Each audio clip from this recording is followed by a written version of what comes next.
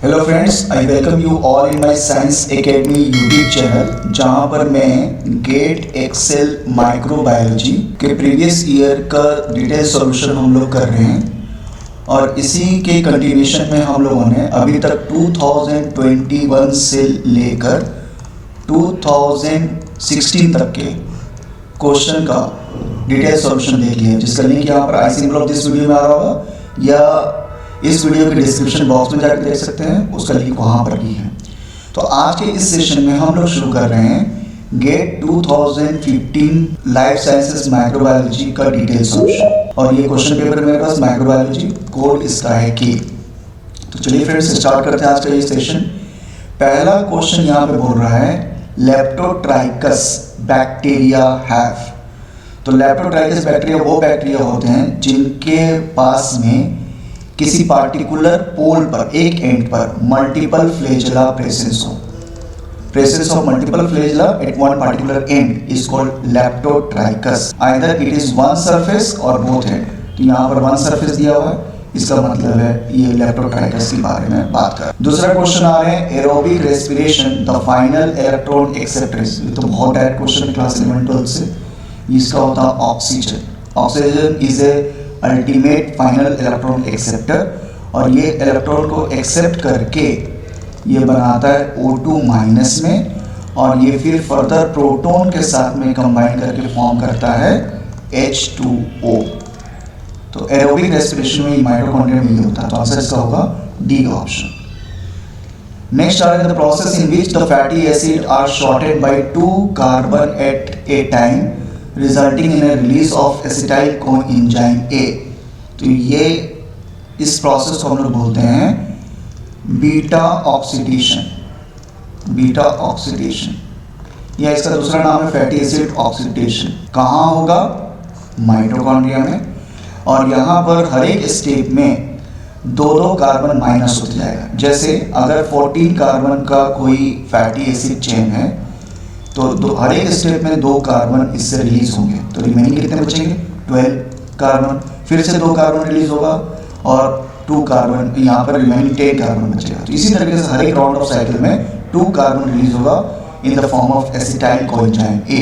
और ये फिर टीसीएस साइकिल में जाएंगे और टीसीएस साइकिल से NADH वगैरह रिलीज करेगा और वो फिर ATP सिंथेसिस करेगा लेटर ऑन में इलेक्ट्रॉन ट्रांसपोर्ट चेन के थ्रू। तो इस प्रोसेस को बोलते हैं बीटा ऑक्सीडेशन। लिमलस एमिबोसाइट लाइसेट लाल ऐसे जो यूज़ होता है, ये बहुत ही कॉमन यहाँ पे माइक्रोबायोलॉजी लैब में करते हैं, जहाँ पर हम लोग इसको यूज़ करते हैं किसके लिए?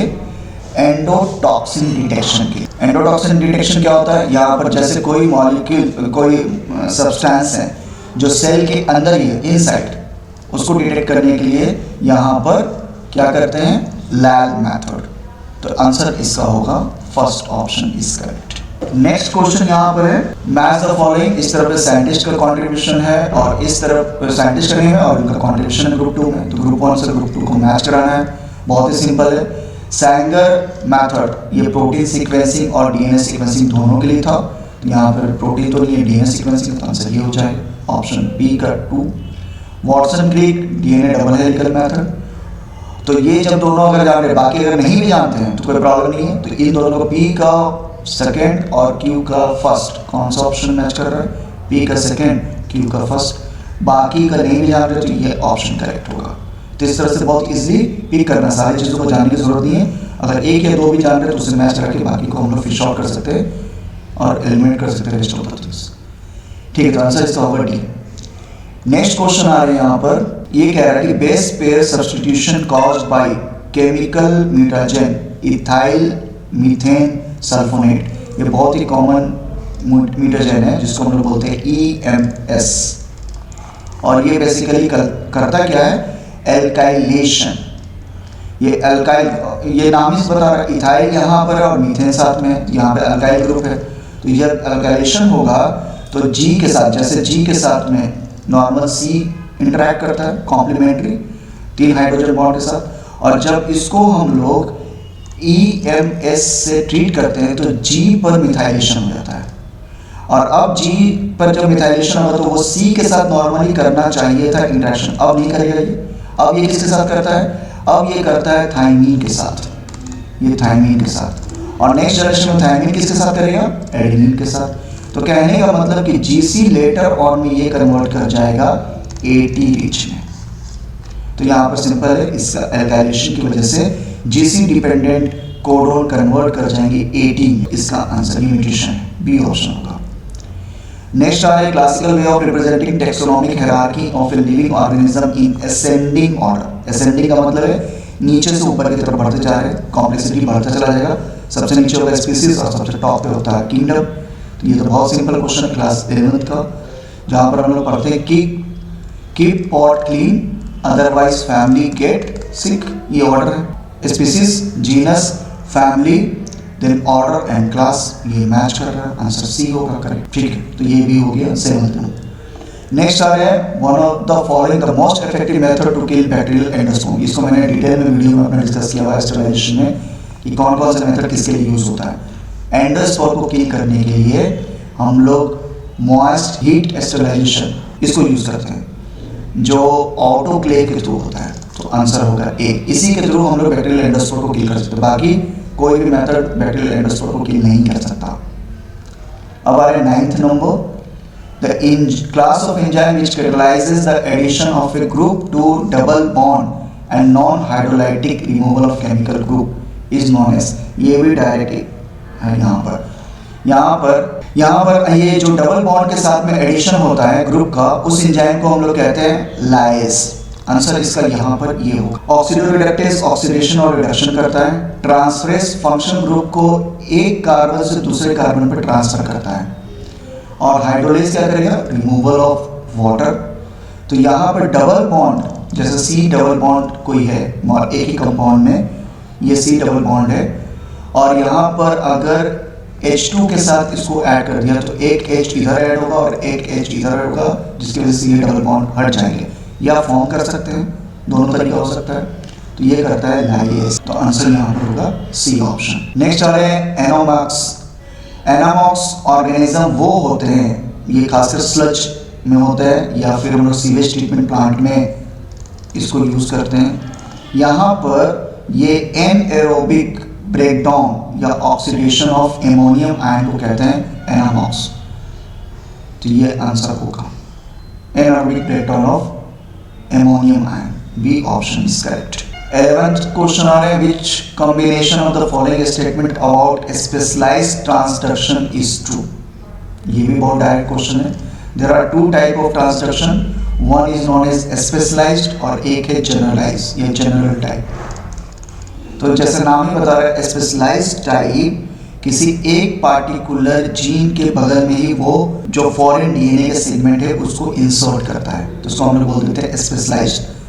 ये insertion of foreign DNA fragment will not take place anywhere, it is not a random process. Random process होता तो उसको हम लोग बोलेंगे जनरल, लेकिन स्पेशलाइज्ड होगा किसी पार्टिकुलर पोजीशन पे होगा तो उसको बोलेंगे स्पेशलाइज्ड। तो यहाँ पर पहला ऑप्शन होगा सही।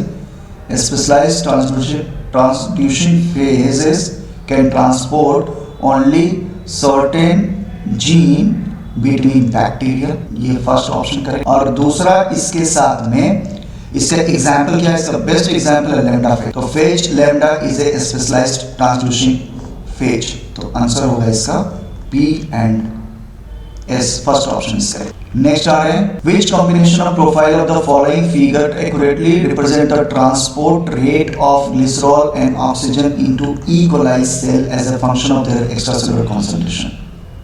तो ये rate of transportation Y axis पे प्लॉट किया हुआ है और एक्स एक्सिस पे एक्सटर्नल सोर्स या कॉन्सेंट्रेशन ऑफ ग्लिसरॉल और ऑक्सीजन। ग्लिसरॉल पोलर मॉलिक्यूल, हम लोग को मालूम है ग्लिसरॉल क्या है, पोलर मॉलिक्यूल। इसका फार्मूला होता है CH2OH CH एंड CH2OH, ये है ग्लिसरॉल, ये पोलर मॉलिक्यूल है। क्यों पोलर है? क्योंकि यहाँ पे हाइड्रोक्सिल ग्रुप लगा हुआ है। अब ये पोलरिटी की वजह से ई कोलाई के सेल्स के अंदर डायरेक्टली नहीं जा सकते, क्योंकि ई कोलाई के सेल मेम्ब्रेन नॉन पोलर है, ये पोलर मॉलिक्यूल, तो कैसे जाएंगे? तो उसके लिए स्पेसिफिक ट्रांसपोर्टर चाहिए, यानी ग्लिसरॉल के लिए स्पेसिफिक ट्रांसपोर्टर चाहिए। और जैसे ही स्पेसिफिक ट्रांसपोर्टर लगा यानी फैसिलिटेटेड डिफ्यूजन होगा, बाहर की तरफ ज़्यादा कॉन्सेंट्रेशन, अंदर की तरफ कम, मॉलिक्यूल बाहर से अंदर की तरफ जाएगा। लेकिन अगर वो पोलर मॉलिक्यूल है तो वो किसी स्पेसिफिक ट्रांसपोर्टर के थ्रू जाएगा, उसको बोलते हैं फैसिलिटेटेड डिफ्यूजन। और फैसिलिटेटेड डिफ्यूजन हो गया, यहाँ पे स्पेसिफिक ट्रांसपोर्टर आ गए, यानी प्रोटीन आ गया। तो प्रोटीन आ गया तो कॉन्सेप्ट लगेगा इंजाइम वाला। इंजाइम वाला क्या है कि इंजाइम जब रहता है तो सबस्ट्रेट के साथ बाइंड करता है तो एक सैचुरेशन आ जाता है। आपने कर्व पढ़ा हुआ है माइकलिस-मेंटेन इक्वेशन में। तो after certain time when the concentration keep on increasing it will goes to the saturation level and then the graph will flat। तो साफ इंडिकेशन कर रहा है कि फर्स्ट वाला किसका होगा, ग्लिसरॉल का। ये और ऑक्सीजन क्योंकि कॉन्स्टेंटली चाहिए हर एक स्टेज में, इक्वलाई एरोबिक है, फैकल्टेटिव एरोबिक बैक्टीरिया है, ये फैकल्टेटिव एनारोब है, जिसकी वजह से ये दोनों कंडीशन में ग्रो कर सकते हैं। अगर ऑक्सीजन मिला तो ठीक है, अदरवाइज एनारोबिक कंडीशन में ग्रो कर सकते हैं। तो ऑक्सीजन के प्रेजेंस में यहाँ पर ये कंटिन्यूअस डिवाइड करते रहेंगे और इसका जैसे जैसे नंबर ऑफ सेल इंक्रीज करेगा ऑक्सीजन का डिमांड भी बढ़ता जाएगा। तो ये स्टैंडर्ड मतलब ये लीनियर वे में इंक्रीज करेंगे। तो यहाँ पर मेरे अकॉर्डिंग इसका आंसर होगा ग्लिसरॉल फर्स्ट का और सेकेंड होगा ऑक्सीजन का। ये D option is correct. Next आ रहे हैं, which one of the following about the standard free energy change delta G and the equilibrium constant K equilibrium of an exergonic reaction at pH 7 is true. तो देखिए कोई भी reaction को अगर favourable कराना है, एक्सोगोनिक रिएक्शन यानी फेवरेबल है, तो डेल्टा जी की वैल्यू हमेशा नेगेटिव होगी। ये मैंने बहुत सारे वीडियोस में डिस्कस किया हुआ है। डेल्टा जी क्या है, गिव्स फ्री एनर्जी, और गिव्स फ्री एनर्जी अगर नेगेटिव होता है तो वो एक्सोथर्मिक होता है यानी फेवरेबल है, और अगर डेल्टा जी की वैल्यू पॉजिटिव है तो वो अनफेवरेबल है, उसको एनर्जी देना पड़ेगा तब वो रिएक्शन होगा, यानी ये जनरली एंडोथर्मिक होते हैं। और डेल्टा जी की वैल्यू जब जीरो हो गई तो ये केमिकल इक्विलिब्रियम का होगा, केमिकल इक्विलिब्रियम, जहाँ सबस्ट्रेट और प्रोडक्ट एक एक मॉलिक्यूल आगे पीछे की तरफ, यानी इक्विलिब्रियम पे ही चलता रहेगा रिएक्शन, ना फॉरवर्ड रिएक्शन फेवरेबल है ना रिवर्स रिएक्शन। तो डेल्टा जी यहाँ नेगेटिव होगा अगर ये एक्सोथर्मिक रिएक्शन है, तो ये वाला तो ऑप्शन होगा या तो ये होगा, यानी ए और डी तो नहीं होगा। अब आते हैं के इक्विलिब्रियम पे। अब आप कोई भी रिएक्शन फेवरेबल होगा यानी सबस्ट्रेट प्रोडक्ट में कन्वर्ट करना चाह रहे हैं, प्रोडक्ट का अमाउंट ज़्यादा बनेगा, तो के इक्विलिब्रियम का होता है प्रोडक्ट डिवाइड बाय सबस्ट्रेट, ये इक्वेशन होता है, या फिर कह सकते हैं फॉर्मूला हो सकता है, ये प्रोडक्ट डिवाइड बाय सबस्ट्रेट। तो प्रोडक्ट ज़्यादा बनेगा और सबस्ट्रेट कम है प्रोडक्ट, तो इसका मतलब इसका रेशियो ग्रेटर देन 1 हो जाएगा। तो आंसर यहाँ पर होगा ये वाला, इसका मतलब C option is correct. Hope so ये क्लियर है। नेक्स्ट आ रहे हैं, an oil immersion objective of a light microscope has a numerical aperture is 1.25. Using above equation, the maximum theoretical resolving power in nanometer of microscope with this objective and blue light. We have done this one. ये भी बहुत direct question है। जब मैं microscope light microscope बताया तो microscope की video में मैंने बताया रिजॉल्विंग पावर कैसे कैलकुलेट करते हैं। रिजॉल्विंग पावर का फॉर्मूला था 0.61 into lambda divide by numerical aperture. नहीं तो उस वीडियो को देखिए माइक्रोस्कोप वाला। यहाँ पर सीधा ये वैल्यू पुट करना है, और इसको Na को भी मैंने ये भी बताया था कि 0.61 इंटू लेमडा, और Na को हम लोग एक्सपेंड भी कर सकते हैं और उसको ईटा इंटू साइन अल्फा से रिप्रेजेंट करते हैं। ईटा क्या था, रिफ्रैक्टिव इंडेक्स, एयर लेंगे या ऑयल लेंगे तो ये वैल्यू चेंज करेगा, और ये दिखाता है cone, angle of cone. Alpha is a cone form by light. तो खैर ये तो दिया हुआ वैल्यू, Na तो दिया हुआ, तो इसको ज़्यादा एलोकेट करने की जरूरत नहीं है, यहाँ पुट करने की वैल्यू। आरपी की वैल्यू क्या आ जाएगी, 0.61 इंटू लेमडा का वैल्यू दिया हुआ है कितना, 450। अच्छा यूनिट पर थोड़ा ध्यान देंगे, नैनोमीटर, यहाँ भी नैनोमीटर, तो कुछ चेंज करने की जरूरत नहीं है। और Na की वैल्यू 1.25, तो बस यही कैलकुलेट कर लेंगे, तो ये वैल्यू आएगा 219.6। तो मेरे अकॉर्डिंग इसका आंसर होगा 219.6। ठीक है, चलिए नेक्स्ट हम लोग बात करते हैं। दिस वर्किंग 15 नंबर क्वेश्चन आ रहे हैं, तो this working volume in litre of a chemostat e with 0.1 per hour dilution rate and 100 ml per hour feed value rate is. ये केमिस्टेट से या फर्मेंटर से ये क्वेश्चन है। यहाँ पर कुछ नहीं करना है, सिंपल है, ये आवर में दिया हुआ है और यहाँ पर भी पर आवर में दिया हुआ है।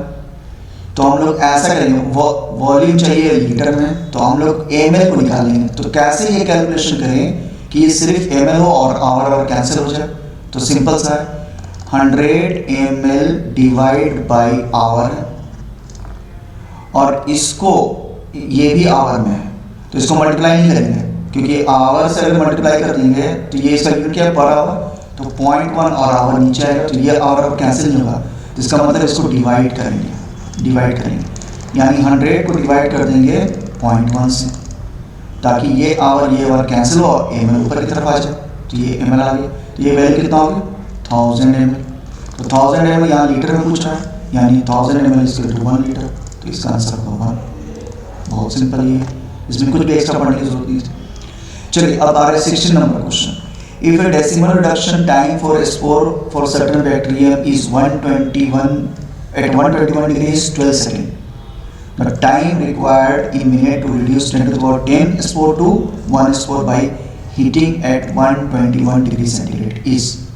ये भी बहुत इसका लॉन्ग मेथड भी है, लेकिन मैं एक शॉर्ट ट्रिक बता रहा हूँ जिससे बहुत इजीली ये सॉल्व हो जाएगा। देखिए सबसे पहले टेम्परेचर को हम लोग देखेंगे, टेम्परेचर दोनों सेम दिया हुआ है, तो यानी इस पर ये वैल्यू अप्लाई होगा 121 पे, ये डी वैल्यू है डेसिमल रिडक्शन टाइम 12 मिनट। अच्छा ये डी वैल्यू जो है इसका मतलब क्या होता है, इसका मतलब होता है कि time required for reduction of 1 log value of bacteria या माइक्रो ऑर्गेनिज्म, 1 लॉग रिडक्शन करने में कितना टाइम लगा, यानी अगर सपोज 10 टू द पावर अगर मेरे पास 2 सेल्स हैं तो इसको 10 सेल्स लाने में कितना टाइम लगेगा, या 10 से 1 लाने में कितना टाइम लगेगा, तो इसको बोलते हैं 1 लॉग रिडक्शन। इसके लिए कितना आएगा, ये 12 सेकेंड लगा है 1 लॉग रिडक्शन के लिए, तो मुझे करना कितना है 10 टू द पावर 10 से जाना 1 पर, तो सबसे कितना लॉग रिडक्शन करना होगा 10 टू द पावर 10 है और मुझे जाना है 1 तक, तो सबसे एक लॉग रिडक्शन होगा तो 10 टू द पावर 11 आएगा, फिर एक और लॉग रिडक्शन होगा तो 10 टू द पावर 10 से 9 आएगा, ये 9 आएगा, और एक और लॉग रिडक्शन होगा तो 10 टू द पावर 8 होगा। तो इसी तरीके से करते करते 1 तक आने के लिए कितना लॉग रिडक्शन चाहिए 10 लॉग। एक लॉग रिडक्शन का वैल्यू है 12, तो 10 लॉग रिडक्शन का वैल्यू होगा 10 इंटू 12 यानी 120 सेकेंड, और 120 सेकेंड मिनट में पूछ रहा है, यहाँ देखिए या यही लिख सकते हैं 120 सेकेंड, या फिर इसकी वैल्यू हम लोग मिनट में लिख सकते हैं 2 मिनट। मिनट में दिया तो इसका मतलब ये वैल्यू होगा 2 मिनट, 120 सेकेंड लिखेंगे 2 मिनट।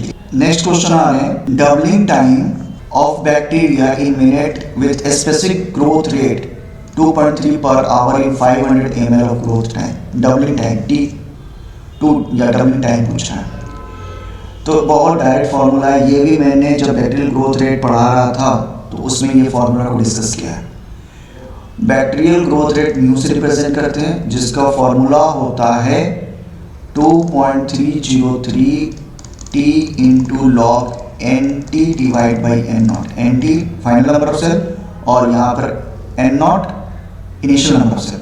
तो इसकी वैल्यू क्या हो जाएगी, इसकी वैल्यू 2 हो जाएगी, क्योंकि ये पूछ रहा है कि डबलिंग टाइम, तो कितना में ये डबल हो जाएगा, तो दोनों का रेशियो जब होगा ये 2 हो जाएगा। तो इसका शॉर्टकट एक फॉर्मूला होता है जहाँ पर डबलिंग जब भी पूछे तो आप इतना कैलकुलेशन नहीं करेंगे, आप सीधा ये भी बताया था 0.693 डिवाइड बाई T2 ये वैल्यू लगाएंगे डबलिंग टाइम। तो अब यहाँ पे म्यू की वैल्यू दी हुई है, T2 का वैल्यू फाइंड आउट करना है, तो T2 या TD जैसे भी लिखना चाहे doubling time 0.693 divide by mu, तो म्यू का वैल्यू कितना है,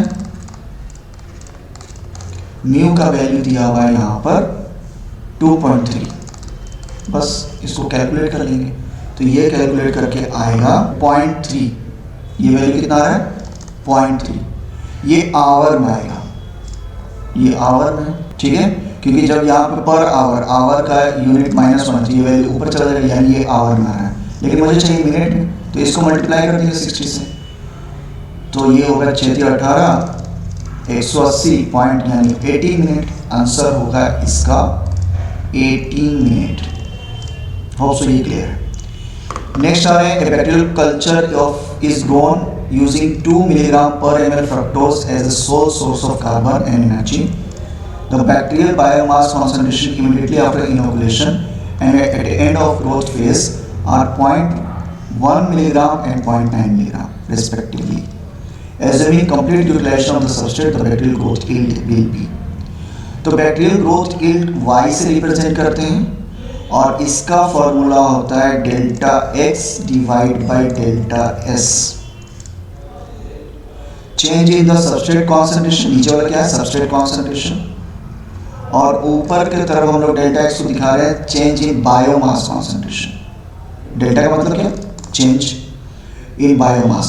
तो बायोमास में कितना चेंज हुआ और सबस्ट्रेट का यूटिलाइजेशन कितना हुआ, तो फ्रक्टोज डाला तो वो कंप्लीटली यूटिलाइज कर गया, तो यानी और चेंज कितना हुआ बायोमास में 0.1 से 0.9 इंक्रीज कर गया। तो यहाँ पर फाइनल माइनस 0.9 फाइनल है माइनस इनिशियल, ये चेंज हो गया, और नीचे 2 और पूरा का पूरा यूटिलाइज करेंगे 0, तो ये वैल्यू आ गया 0.8 डिवाइड बाई 2, तो ये वैल्यू आएगा 0.4। आंसर इसका होगा 0.4। होप सो ये भी क्लियर है। नेक्स्ट क्वेश्चन आ रहे हैं, the volume in ml of 1 milligram per ml stock solution. Okay, ये डाइल्यूशन से question, stock solution of ampicillin to be added at 0.1 litre of the growth medium for achieving final concentration of 50 microgram per ml। इसके बहुत सारे तरीके हैं solve करने का, लेकिन जो मैं प्रेफर करता हूँ बहुत सिंपल, M1 से लोग सॉल्व करते हैं, लेकिन मैं जो तरीके सॉल्व करता हूँ वो थोड़ा सिंपल है, डायरेक्ट है। देखिए यहाँ पर है स्टॉक, ये है स्टॉक और ये है मेरा वर्किंग सॉल्यूशन 50 माइक्रोग्राम। तो सबसे पहले हम लोग निकाल लेते हैं कि फोल्ड डाइल्यूशन कितना करना है, x से रिप्रेजेंट करेंगे, तो ये होता है stock divide by working solution. Stock कितना है 1, लेकिन यूनिट का ध्यान देना, 1 मिलीग्राम पर ml है, तो मिलीग्राम को जब माइक्रोग्राम में कन्वर्ट करेंगे तो 1000 से मल्टीप्लाई करेंगे, क्योंकि 1 milligram is equal to 10⁻³ microgram होता है, तो ये 1000 माइक्रोग्राम पर ml हो गया, और नीचे वाला 50 माइक्रोग्राम पर ml है, तो ये वैल्यू यूनिट कैंसिल हो जाएगा, अब ये आ जाएगा 50 यानी 20 टाइम्स डाइल्यूट करना है बस। कितना, ये फाइनल वॉल्यूम है 0.1 लीटर, 0.1 लीटर का मतलब है 100 ml, तो इसमें 20 से डिवाइड कर दीजिए, इस डाइल्यूशन फैक्टर को डिवाइड कर दीजिए, ये वाला फैक्टर, तो 20 यहाँ डिवाइड, यानी ये वैल्यू कैंसिल, ये वैल्यू 5, यानी मुझे 5 ml ऑफ स्टॉक लेना होगा और ऐड करना होगा 0.1 लीटर ऑफ ग्रोथ मीडियम, जिसकी वजह से फाइनल कॉन्सेंट्रेशन कितना हो जाएगा 50 माइक्रोलीटर पर ml। तो होप सो ये समझा, इसकी वैल्यू कितनी आएगी 5 ml, ये आंसर है। लास्ट क्वेश्चन पे आ रहे हैं, N E coli strain is grown initially on glucose as a sole carbon source, upon complete consumption of glucose fructose following 12 hour growth, lactose is added as a sole carbon source and the strain is further grown for 12 hours. Assuming that E. coli strain has a functional wild type lac operon, which one of the following profile is the most accurate representation of beta galactosidase expression? Okay, यहाँ पे question ये कह रहा है कि bacteria को हम लोगों ने ग्रो कराया है इनिशियली 12 आवर्स तक ग्लूकोज में, और ग्लूकोज जब खत्म हो गया तब उसके बाद में हम लोगों ने डाला है लैक्टोज। 12 आवर तक हम लोगों ने ग्लूकोज तक, ये ग्लूकोज का है, और उसके बाद जब है वो लैक्टोज का होगा। ठीक है, तो यहाँ पर बोल रहा है कि ग्राफ में बीटा गैलेक्टोसाइडेज का एक्सप्रेशन किसके लिए हो, कौन सा ग्राफ सही है एक्सप्रेशन का। तो बीटा गैलेक्टोसाइडेज तभी एक्सप्रेस करेगा जब लैक ऑपरॉन ऑन होगा। ये लैक ऑपरॉन में आपको मालूम है 3 जीन एक्सप्रेस करते हैं, Z, Y and A। Z क्या है, बीटा गैलेक्टोसाइडेज, Y क्या है, बीटा परमिएज जो लैक्टोज को बाहर से अंदर की तरफ लेकर आएगा, ट्रांसपोर्टर, और ये बीटा गैलेक्टोसाइडेज क्या करेगा, लैक्टोज को कन्वर्ट करता है ग्लूकोज प्लस गैलेक्टोज में। तो ये तभी होगा जब लैक ऑपरॉन अंदर काम करेगा, और लैक ऑपरॉन को काम करने के लिए बीटा परमिएज चाहिए, और ए क्या बनाता है, ट्रांस एसिटाइलेज, जो गैलेक्टोज को बाहर की तरफ थ्रो कर देता है। ठीक है, तो यहाँ पर बीटा गैलेक्टोसाइडेज का एक्सप्रेशन तब तक नहीं होगा जब तक ग्लूकोज रहेगा, क्योंकि ग्लूकोज जब है तो लैक्टोज का यूटिलाइजेशन नहीं होगा। Glucose is a favourable substrate for carbon over lactose, तो ग्लूकोज को पहले प्रेफर्ड किया जाएगा लैक्टोज को। ऐसे भी लैक्टोज हम लोग ग्लूकोज 12 आवर्स तक है, उसके बाद लैक्टोज डाल रहे हैं। तो यहाँ पर ये इनिशियल फ्लैट रहेगा, बीटा गैलेक्टोसाइडेज का एक्सप्रेशन नहीं होगा।